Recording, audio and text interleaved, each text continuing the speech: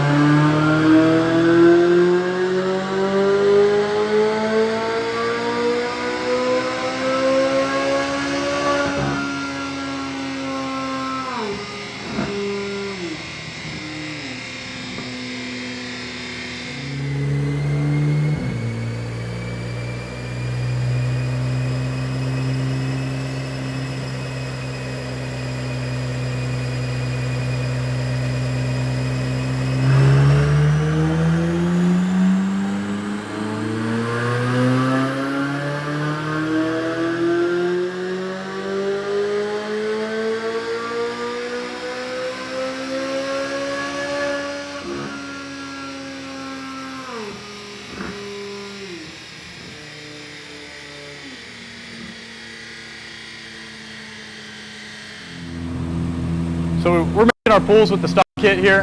We found that we're starting at a coolant temp of 192 on each run.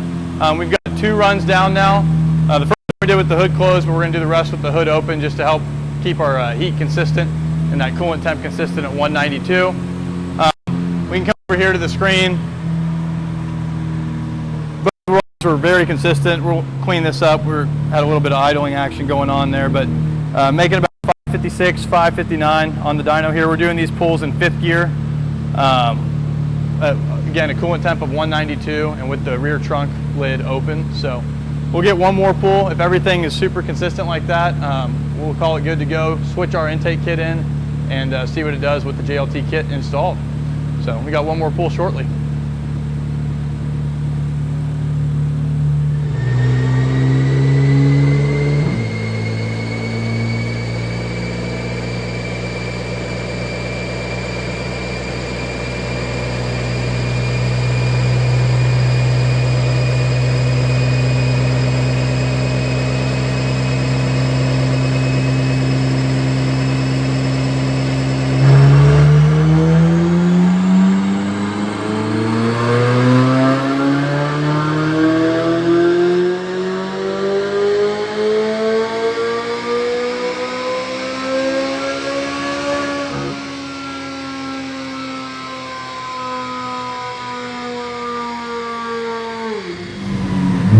So our 3 stock baseline pulls, super consistent, which is great to see. 553, 559, 556, but more importantly, the curves lined up right on top of themselves here. So should be a great comparison for once we get the JLT intake installed. So we're gonna get that swapped in right now. So we got the stock intake pulled out. The JLT is now installed, as you can see here. We'll do a separate detailed product overview as well as an install video. But we're still strapped down to the dyno. We're going to make a few more pulls here and see what we can pick up for power with the JLT intake installed. We got the JLT intake installed, and we're going to go ahead and bring the coolant back up to temp here. We're shooting for like 190, 192 at the start of all of our runs. So we're going to drop it, get it up to 192, do 3 more pulls with that consistent coolant temperature, and then we'll check out the graphs and see what we're able to pick up with the JLT intake installed.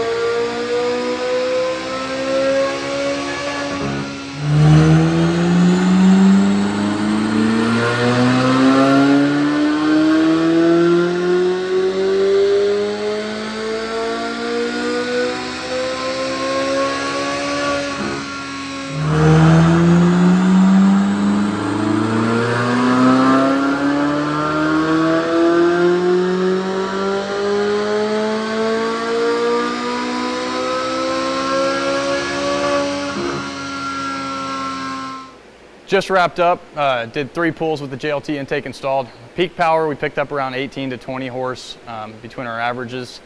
In the mid-range, there were some sections where we're picking up as much as 30 horsepower, like 20 pound-feet of torque. So I'll pick 2 of the average runs right here. You can see this is all 6, so first 3 runs were real consistent, 556, 559, 553. Went 574 back to back, got a little hot here at the end, but you know, picking up from about 556 up to 574, so right around 18 horsepower, 15 to 20 is probably a safe bet for the peak numbers. And then some big pickups over here in torque, but not as much as the peak horsepower.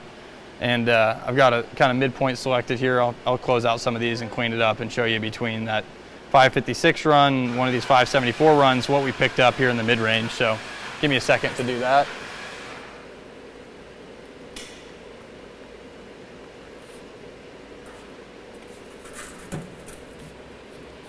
So here's a good average. This is again 556 run, which is our middle, and then 574, which we did 2 of in a row. In this mid-range, we're going from about 335 to about 375 here, so almost 40 horsepower in some of this mid-range section.